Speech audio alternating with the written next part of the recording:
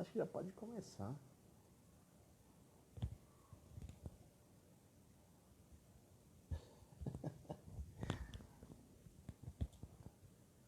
Bom, boa noite a todos. Estão todos me ouvindo? Só confirmando aqui. Boa noite. Abençoado seja nosso Pai, nosso Deus. Só confirmando a audição.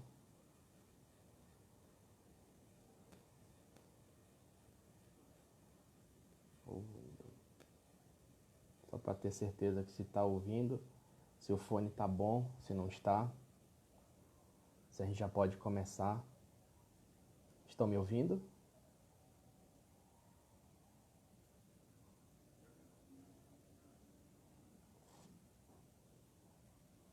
Tá tudo ok no som?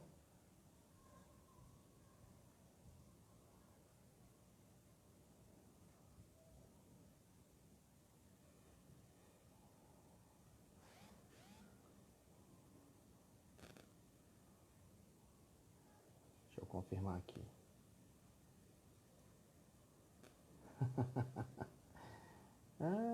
Sim, então tá bom. Então vamos começar.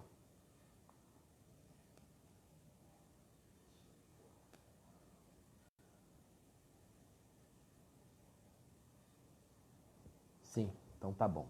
Vamos começar.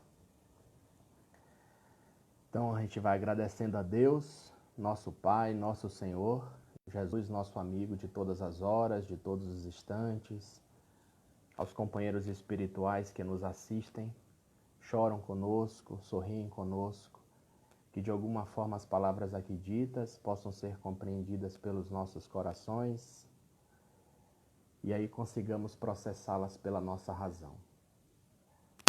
Então vou tirar o tá baixo um pouco mais alto. Bom, a proposta para esta noite é falarmos sobre poder da fé. O que seria a fé? Qual o sentido da fé em nossas vidas? Qual é a proposta estabelecida pela doutrina espírita quanto à fé? A fé é aquele sentimento inato. Todos nós, toda e qualquer criatura tem a esse sentimento. A semelhança da inteligência, da mediunidade, ela deva ser trabalhada, desenvolvida, aprimorada. Portanto, a fé é um germe. Não se prescreve a fé, nem se impõe a ninguém a este sentimento. Porque cada um, no seu tempo, na sua oportunidade, irá desenvolver esse sentimento. Então, tudo depende do esforço de cada criatura. Tudo depende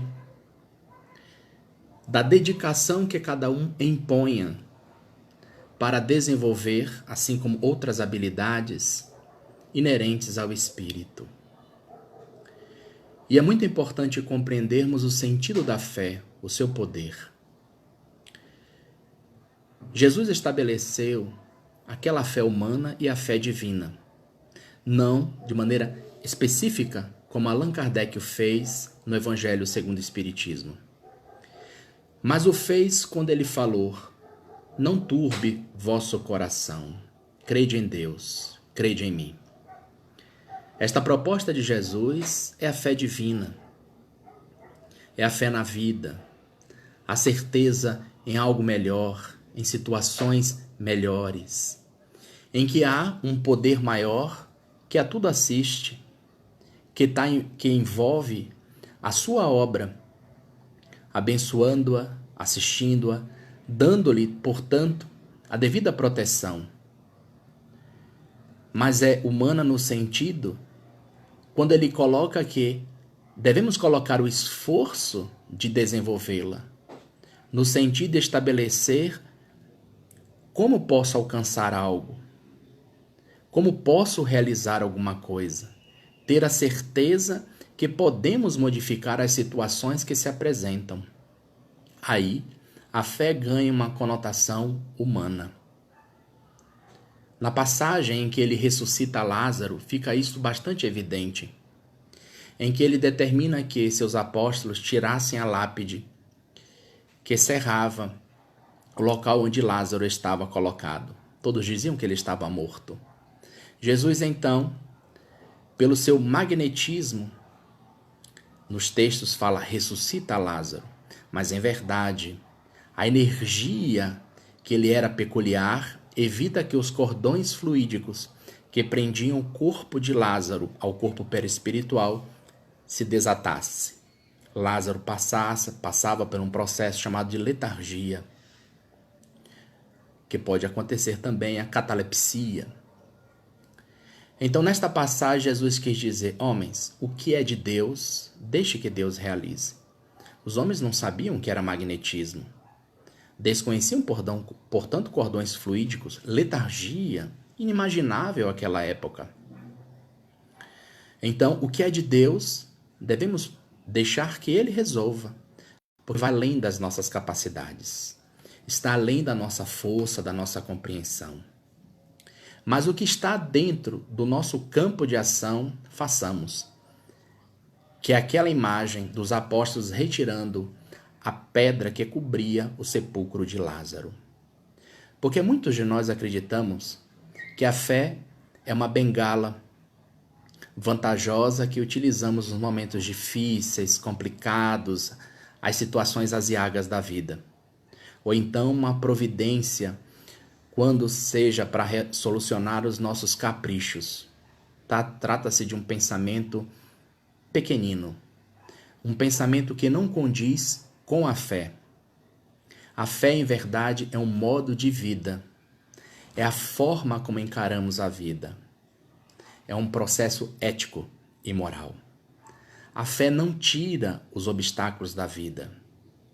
Todavia, a criatura busca dentro de si a força necessária para solucionar aquele problema. Mas a fé bem desenvolvida não é presunçosa, porque ela também coloca em Deus o auxílio necessário, porque sem Ele nada conseguimos.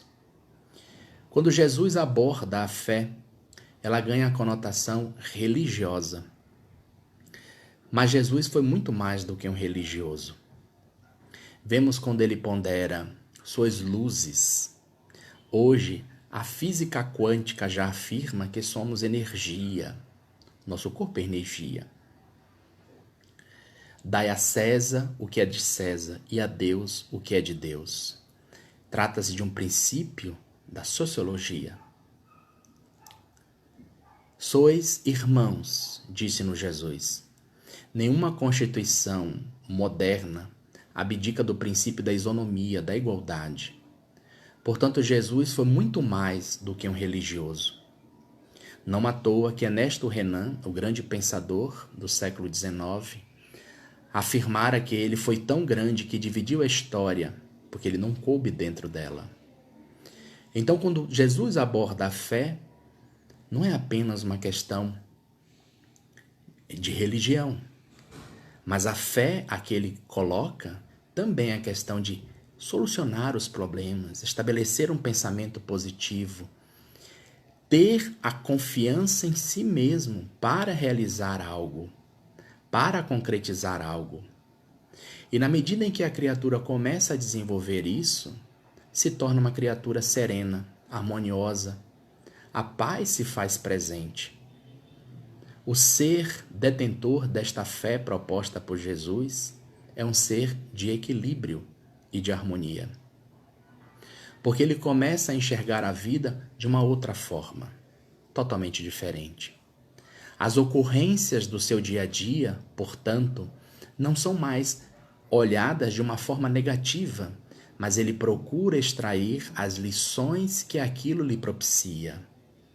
Ele começa a perceber que as imperfeições, em verdade, são falhas e equívocos que devam ser corrigidos, que ele deva, mais uma vez, passar por uma lição porque ela não foi assimilada e aprendida.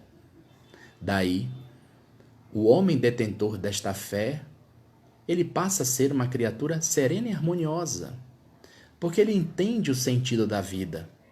Ele compreende os propósitos das coisas que lhe cercam. Não mais, portanto, maldiz as ocorrências. O homem, detentor desta fé proposta por Jesus, compreende que tudo tem uma razão, tudo tem um porquê. Se ele, portanto, planta maçãs, ele não pode esperar abacates. O homem da fé, ele compreende que pelo seu esforço, pela sua luta, pela sua capacidade, ele pode plantar o abacate e esperar o momento adequado. Quase sempre, nós, diante das ocorrências negativas, tendemos a acreditar que somos castigados, punidos, que Deus tenha nos abandonado, lê engano. E quando nós não somos atendidos em nossos petitórios, em nossas exigências, ficamos, claro, como infantis espirituais e psicológicos de mal de Deus. Temos a audácia de ficar de mal com Deus. Pedir que ele quebre o dedinho, corte o dedinho, a semelhança de um infantil. Mas logo vêm as dificuldades, os problemas e recorremos mais uma vez a ele. A criatura, portanto, que desenvolve esta fé, porque ela está atrelada ao desenvolvimento do espírito, ele começa a perceber que ela está presente em tudo da natureza. A fé está presente nas aves migratórias que saem de um ponto a outro. A fé está presente nas enguias. Há duas espécies de enguias: enguias americanas e enguias europeias, que desovam no Ártico. E é esta fé que as impulsiona a desovar, e a mesma fé as faz retornar para a Europa e para os Estados Unidos. E não se encontra enguias europeias nos Estados Unidos, nem enguias americanas na Europa. É a fé. É a fé do fototropismo das plantas, que pelo esforço buscam uma luz. Vemos, portanto, que esse sentimento está desde o início e vai se burilando, se aperfeiçoando, se desenvolvendo na medida em que nós vamos reencarnando. Henri Pierre, o fundador da comunidade Emaús, na França, dizia que Deus chega 3 minutos antes. E aí muitos pensam, custava ele chegar 1 hora, 2 horas, 2, 3 dias antes, 1 mês, para tranquilizar-me 3 minutos antes. E por que isso? Para que possamos desenvolver esta confiança, essa entrega.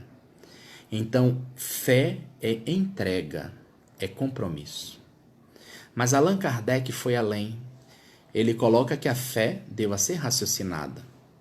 Isso remonta à sua formação intelectual. Antes de entrar em contato com o Espiritismo, ele conheceu e formou-se na escola de Yverdon, na Suíça, por Pestalozzi, que era um amante das crianças, o grande pedagogo, que incentivava o amor a Deus. E isto, de alguma forma, estruturou o caráter de Allan Kardec. Mais à frente, ele encontra o positivismo, fundado por Auguste Comte, que, embora não acreditasse em Deus, afirmava a importância do amor. E este positivismo está presente na obra de Allan Kardec quando ele estabelece que a fé raciocinada é lógica. Mas aí surge o ponto. Qual o sentido dessa fé raciocinada?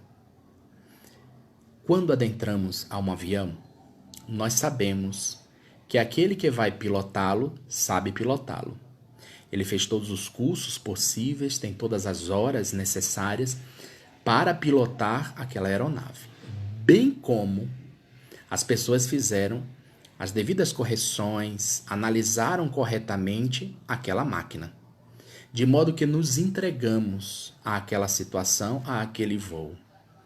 Então, a fé raciocinada proposta por Allan Kardec é, de acordo ao nosso nível de compreensão, de acordo à nossa capacidade de absorção, de entendimento, eu me entrego.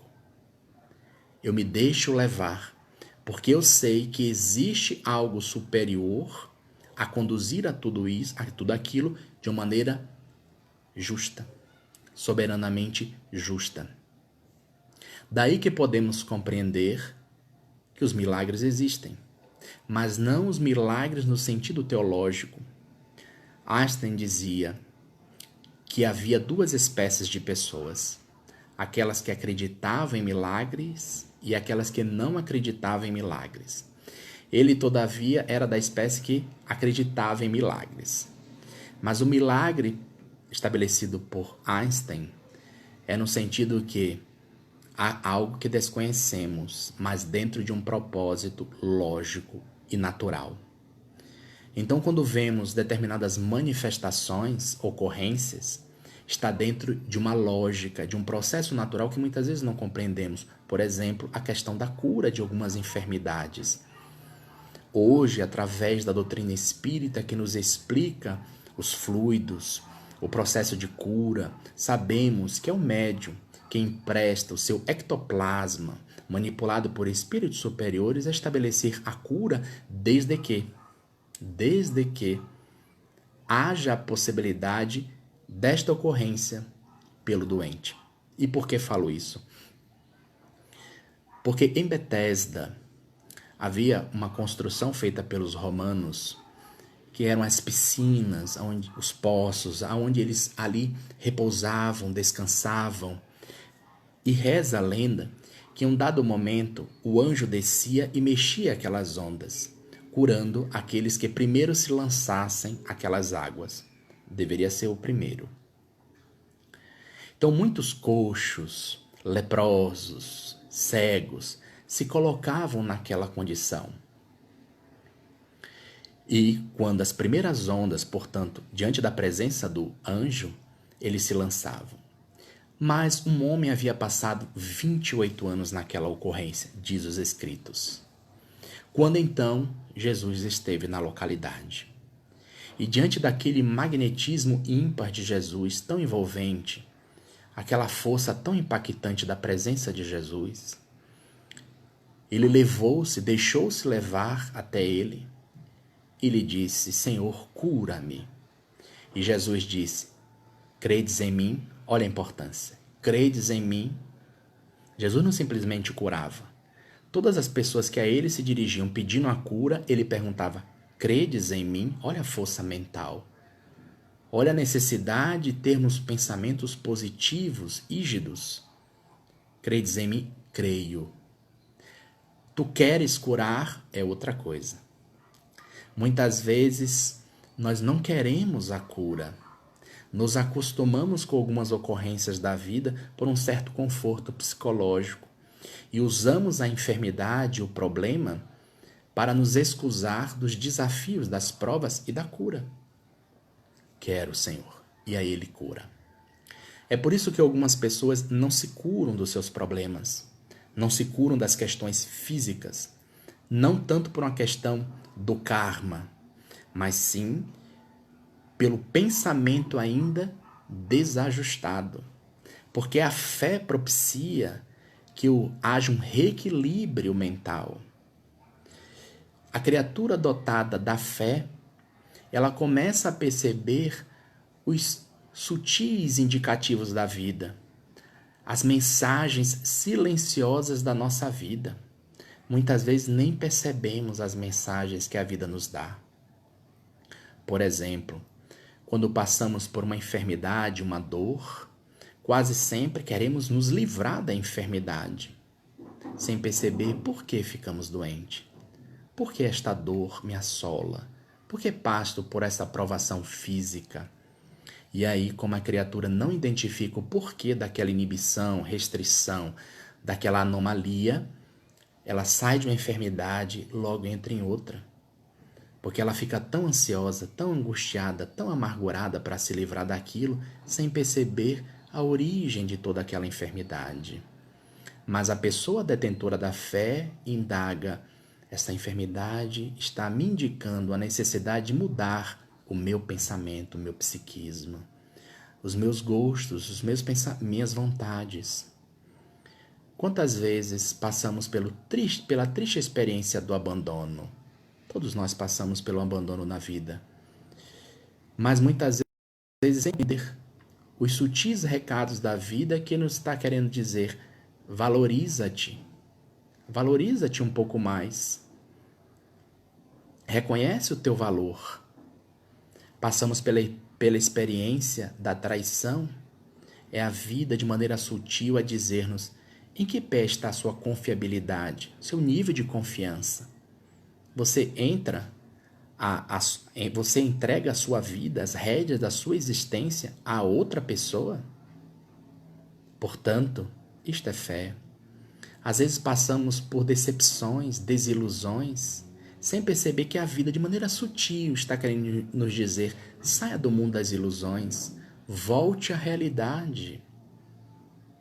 A perda de um ente amado, o sutil recado da vida para aquele que tem fé e percebe, a dizer-nos: desapegue ou deixe de ser possessivo, deixe de querer dominar o outro, deixe de apegar-se de maneira desvairada ao outro, porque a morte é um processo natural. Então a fé é um processo ético e moral, é um modo de vida, de conduta. Não é uma bengala psicológica que muitos acreditam. A fé não tira os obstáculos da vida. Muito pelo contrário. Quando bem compreendida, dá a serenidade e a harmonia que a criatura necessita para transpor esses obstáculos. Há uma historieta que diz que em uma comunidade agrícola, depois de grande período de fartura, houve uma grande seca. E eles, claro, desesperados, decidiram direcionar o pensamento à deidade e resolveram permanecer na igreja e só sairiam dali depois que as chuvas que seriam mandadas por Deus resolvessem seus problemas. E assim fizeram, entraram na igreja e começaram a orar. Passados alguns dias, algumas semanas, meses, eis que começa a cair as primeiras gotas de chuva. Saem desesperados, alegres ao mesmo tempo, a cantarolar, a louvar a Deus. Mas apenas uma menina, apenas uma, saiu daquela igreja portando um guarda-chuva. Ela tinha certeza da presença divina. Sabia de maneira inequívoca que Deus estaria presente cedo ou tarde. Grande parte da humanidade pede, exige, sem saber muitas vezes o que pedir, o que exigir, sem compreender as ocorrências da sua vida. E muitos desses que assim se comportam são espíritas, são nós mesmos, que temos de fato o legado proposto por Allan Kardec a nos ajudar a compreender o sentido da fé, a dar-nos, portanto, a certeza da presença de Deus em nossas existências, que tudo tem uma razão, tudo tem um porquê lógico, racional, dentro de um propósito seguro. Há muitas pessoas que morrem de medo dos trabalhos de magia negra, macumba, seja lá o nome que se der. E aí fico perguntando, e onde fica Deus nisso? Porque se um fio de cabelo só cai sob permissão divina, o macumbeiro não tem força nenhuma. Porque admitir que esta macumba, esta magia tem alguma força, é derrogar as leis divinas. Porque o que tiver na linha reencarnatória da criatura, ela terá que passar, a não ser que ela dê espaço e justificativa a mudar o seu compromisso reencarnatório. Então, se a mulher faz aqueles trabalhos de prende amor, traz o objeto de sua estima de volta, se não tiver no compromisso daquele homem, nada adiantará. Caso contrário, não faria sentido. Só se ele der causa a isso. Porque Deus respeita-nos. Permissão divina é diferente de vontade divina. Quando começamos a compreender essa diferença, começamos a desenvolver a nossa fé. A vontade divina é a plena felicidade de seus filhos. Mas Deus permite algumas ocorrências dolorosas, aflitivas, por causa da nossa negligência.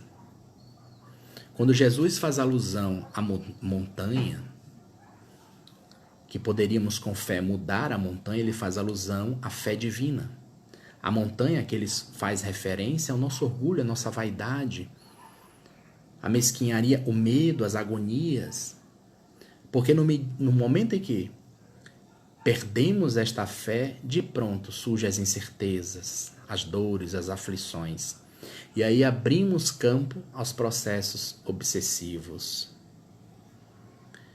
Quando Jesus iniciava os seus momentos de divulgação das lições sublimes, das leis universais, porque o Evangelho são leis não próprias da Terra, mas de todo o universo. Nós recebemos as leis universais que regem todo o universo através de Jesus.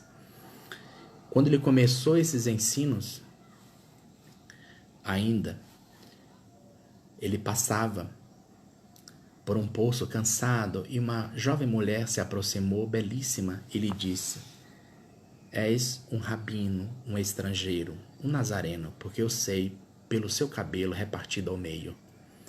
Sei que é um estrangeiro porque sua roupa está suja, suas sandálias estão sujas pelas luzes do caminho.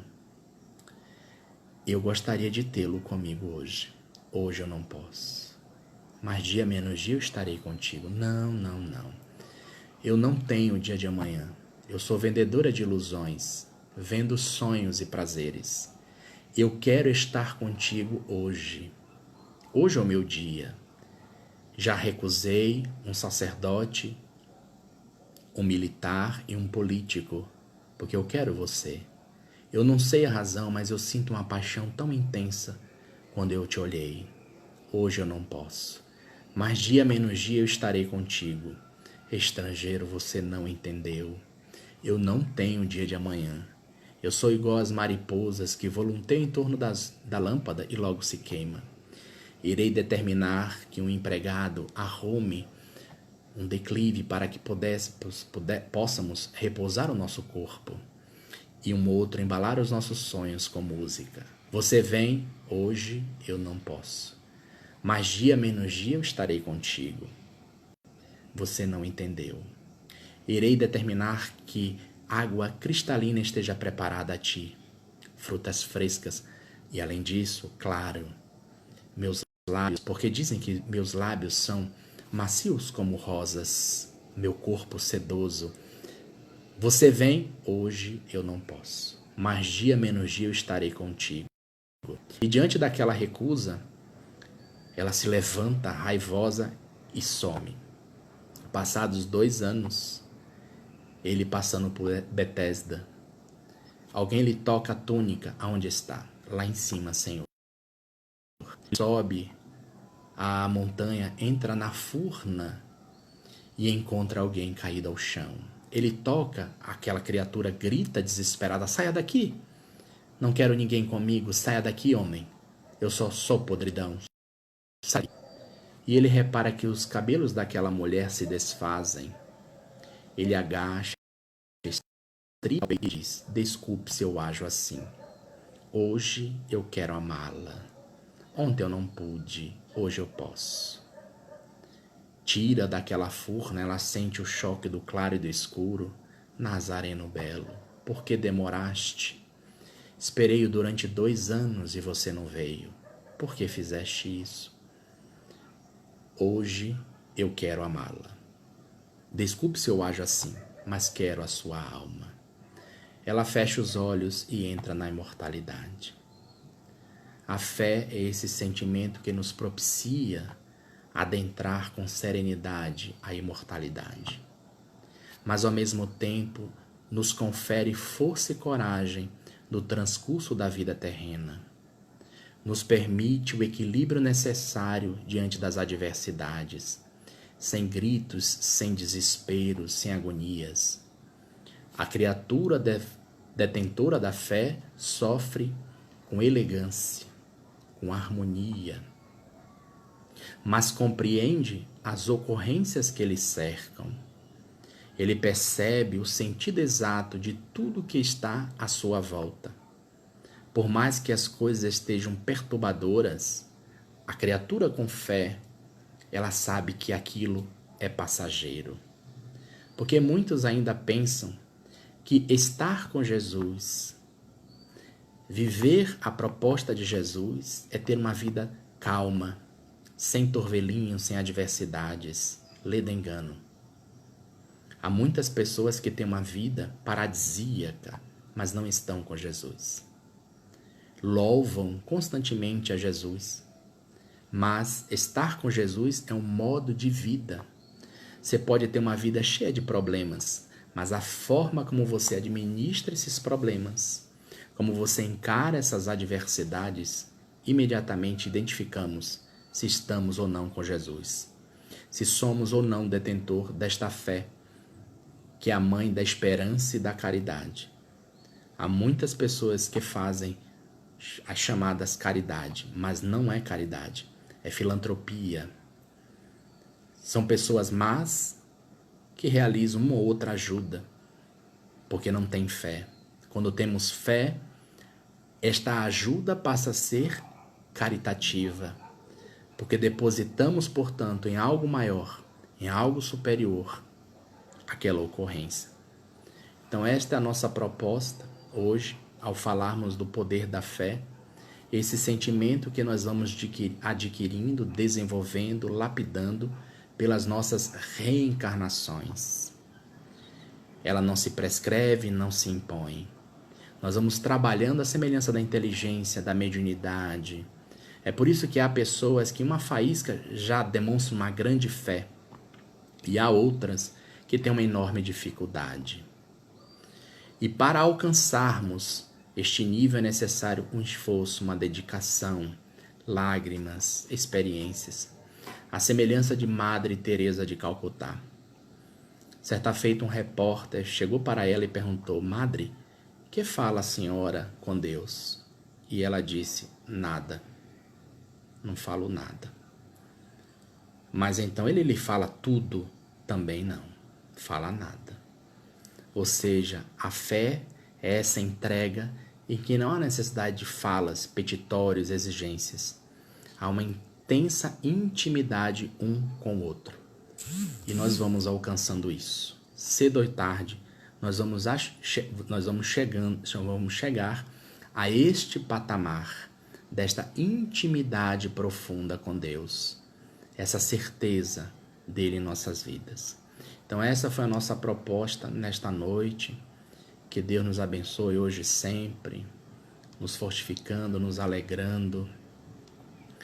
Eu não sei como está a dinâmica, se eu faço prece de encerramento, se alguém vai entrar fazer a prece, se só eu que estou falando, se alguém tem alguma colocação, alguma pergunta, tem algum acerto a ser feito, corrigir alguma coisa.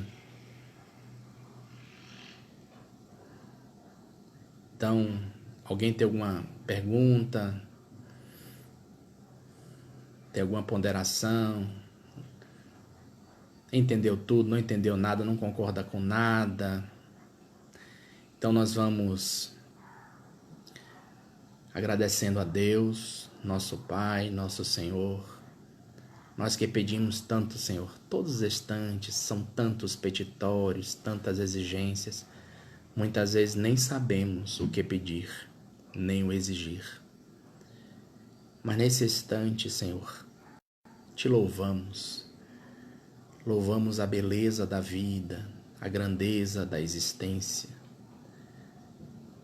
Louvamos, Senhor, todo o amor que deposita sobre nós, as alegrias que dispensa aos seus filhos, frágeis ainda na condição humana, mas cercando-nos de toda atenção, de todo carinho. Louvamos hoje e sempre, que assim seja.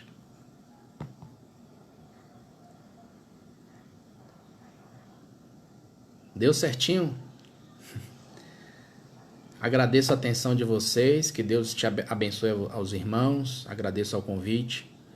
Até a próxima, se Deus quiser. Tchau, gente. Deus abençoe vocês, viu? Abraço. Tchau, tchau.